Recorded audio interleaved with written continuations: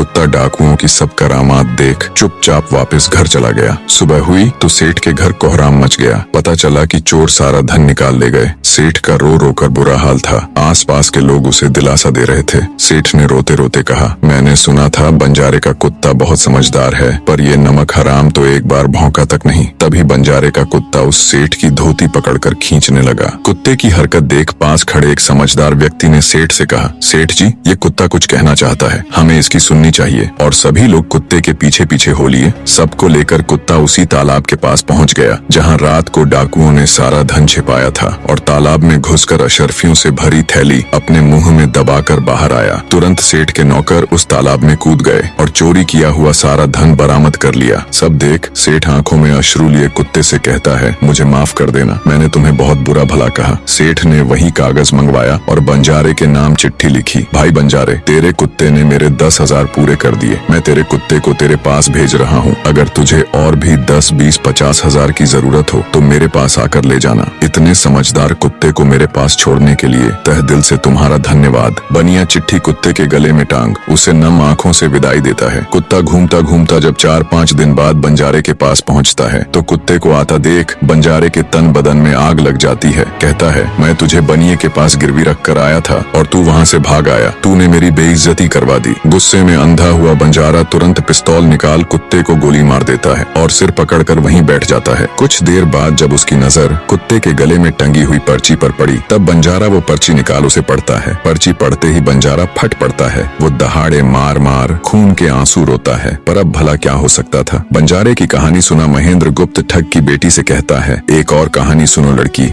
एक राजा के पास एक बहुत समझदार पढ़ाया हुआ तोता था। वह बड़ा चतुर था। एक दिन राजा तोते को अपने साथ गंगा स्नान को ले गया और उसको घाट पर बैठाकर स्वयं स्नान करने लगा। तभी तोते की नजर अमर फल पर पड़ी जो पास ही नदी में बहता हुआ आगे बढ़ा जा रहा था। वह उसको नदी से बाहर निकाल लाया और राजा के आने पर उसको वह अमर फल देता हुआ बोला, महाराज, यह अमर फल है, इसे खा लीजिए। राजा ने कहा, मैं अकेला अमर फल खाकर क्या करूंगा, अपने बाग में लगा दूंगा। जब इसमें फल लगेंगे तब सब कुटुंबियों को खिला कर अमर कर दूंगा। गंगा स्नान से लौटकर राजा ने वह फल माली को देकर कहा, इस फल को बाग में लगा दो। थोड़े ही दिनों में पेड़ फल फूल गया, उसमें फल लगने लगे। एक दिन एक फल पककर पेड़ से गिरा तो उसे सांप ने सूंघ लिया, जिससे वह जहरीला हो गया। अनजान माली वह अमर फल लेकर राजा के पास आया। राजा फल को देखकर बहुत खुश हुआ और कुछ सोचकर वो फल पहले कुत्ते को खाने को दिया। क्योंकि राजा बड़ा नीतिवादी और विचारवान था, वह जानता था कि बिना सोचे समझे किसी भी वस्तु को खाना ठीक नहीं होता। राजा ने ज्यों ही वह फल कुत्ते को खिलाया, कुत्ता मर गया। यह देखकर राजा ने क्रोधित होकर अपने तोते से कहा, बेईमान तोते, तू हमें जहर देकर मारना चाहता था। ये कहकर राजा ने क्रोध में आकर तोते को मार डाला और माली से कहा, इस पेड़ के चारों ओर घेरा डाल दो जिससे कोई इसका फल न खा सके। एक दिन उसी शहर में एक सास बहू में भीषण लड़ाई हुई। बुढ़िया घर से निकलकर कहने लगी, आज मैं राजा के बाग में जाकर जहर वाला फल खा लूंगी। ये कहकर वह बाग में आई और जैसे ही उसने फल तोड़कर खाया तो वह 16 वर्ष की युवती बन गई। जब राजा को यह समाचार मिला तो उसे सारा माजरा समझते देर न लगी। राजा को बड़ा दुख हुआ। वह कहने लगा,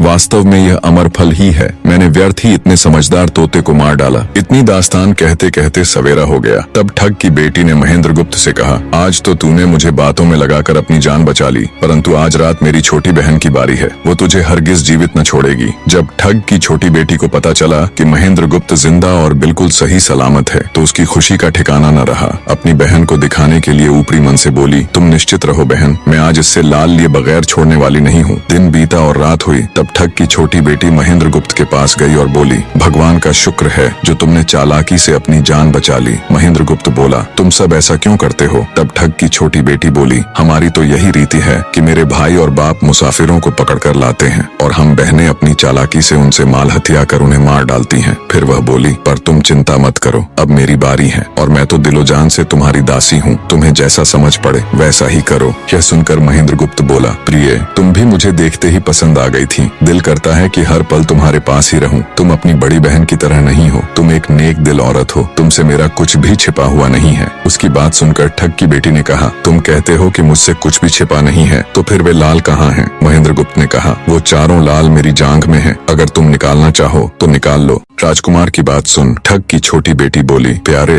वो लाल तुम्हें ही मुबारक हो। मैं तो तुम्हारी दासी हूँ, तुम्हारे दर्शनों की प्यासी हूँ, मुझे तुम्हारे सिवाय और कुछ नहीं चाहिए। ये सुन महेंद्र गुप्त बोला, जो कुछ तुमने कहा है वह तो सब ठीक है, लेकिन ये प्यार और प्रेम की बातें सब धरी रह जाएंगी जब हमारे शरीर में प्राण ही नहीं रहेंगे, क्योंकि जब तुम्हारे बाप और भाइयों को इसका पता लगेगा तो हम दोनों की खैर नहीं। तब ठग की बेटी बोली, तुम चिंता मत करो, मेरे पास इसका भी उपाय है। आज रात को सबके सोने के बाद हम यहाँ से भाग चलेंगे और कहीं बहुत दूर रहेंगे जहाँ कभी मेरे भाई और बाप पहुँच न सके। महेंद्र गुप्त बोला, पर ये सब होगा कैसे? बोली, यहाँ से निकलने का एक ही उपाय है। मेरे पिता के पास 2 ऊँटनियाँ हैं, उनमें से एक तो दिन भर में 60 कोस चलती है और दूसरी दिन भर में 100 कोस चलती है। तुम उनमें से बड़ी वाली को खोल लाना, तब तक मैं हम दोनों के लिए कुछ धन बांध कर रख लूंगी। जब आधी रात हुई तब महेंद्र गुप्त ऊँटनी को खोलने चला गया। महेंद्र गुप्त ऊँटनी ले तो आया, मगर जल्दबाजी के कारण वह बड़ी के स्थान पर छोटी को ले आया। ठग की बेटी बहुत सा माल लेकर ऊँटनी पर बैठ गई और दोनों चल दिए। ऊँटनी जब चलते चलते 60 कोस पहुंची तो जंगल में रुककर खड़ी हो गई। बीच जंगल में ऊँटनी को खड़ी देखकर महेंद्र गुप्त और ठग की बेटी के होश उड़ गए। ठग की बेटी बोली, अनर्थ हो गया, तुम रात के अंधेरे में बड़ी ऊँटनी की जगह छोटी को ले आए। मेरे पिता और भाई आते ही होंगे, वो हमें नहीं छोड़ेंगे। इधर जब सवेरा हुआ तो ठग ने देखा कि उसकी बेटी और मुसाफिर दोनों गायब हैं। उसने सोचा कि निसंदेह वह बदमाश मेरी बेटी को भगा ले गया है। तबेले में जाकर देखा तो पाया कि छोटी ऊँटनी गायब है और बड़ी वहीं है। सोचा ज्यादा दूर नहीं गए होंगे और ऊँटनी पर सवार होकर उसने उसे तेजी से दौड़ा दिया। थोड़ी ही देर में जंगल में उस स्थान पर जा पहुंचा जहां महेंद्र गुप्त और उसकी बेटी ठहरे थे। महेंद्र गुप्त ने जब उसको आते देखा तो बहुत घबराया और कहने लगा, देखो तुम्हारा पिता आ रहा है, अब उससे प्राण कैसे बचेंगे? लड़की ने कहा, घबराओ मत और जो मैं कहती हूँ उसे ध्यान से सुनो। जाओ, जाकर उस पेड़ पर चढ़ जाओ। जब मेरा बाप तुम्हें पकड़ने के लिए आएगा और पेड़ पर चढ़ेगा तो मैं चुपके से बड़े वाली ऊँटनी पर चढ़कर उसको तुम्हारी डाल के नीचे खड़ा कर दूंगी। तुम कूद कर उस पर बैठ जाना, इस प्रकार हम दोनों बचकर साफ निकल जाएंगे। यह सुनकर महेंद्र गुप्त तुरंत पेड़ पर चढ़ गया। तब तक ठग भी वहां आ पहुंचा। पिता को देख उसकी बेटी ने फंड करते हुए कहा, पिताजी ये दुष्ट मुझे धोखे से यहाँ भगा लाया, आप इसे छोड़ना नहीं। ये सुन गुस्से से तिल मिलाया ठग महेंद्र गुप्त को पेड़ पर चढ़ा देखकर ऊँटनी से उतरा और उसे पकड़ने के लिए पेड़ पर चढ़ने लगा। बाप के ऊँटनी से उतरते ही मौका देख ठग की बेटी ऊँटनी पर चढ़कर उसे महेंद्र गुप्त की डाल के नीचे पेड़ के पास ले आई। महेंद्र गुप्त तुरंत कूदकर उस पर बैठ गया। महेंद्र गुप्त के बैठते ही ठग की बेटी ने ऊँटनी को दौड़ा दिया। ठग हाथ देखता रह गया। ठग की बेटी और महेंद्र गुप्त कई दिनों का रास्ता तय कर एक शहर में पहुंचे और दोनों वहीं बस गए। वहां महेंद्र गुप्त ठग की बेटी के साथ आराम से दिन गुजारता रहा और जब उसके देश निकाले की अवधि पूरी हो गई तब वह उसको लेकर अपने राज्य चला गया और उसके साथ शादी कर हंसता खेलता जीवन व्यतीत किया।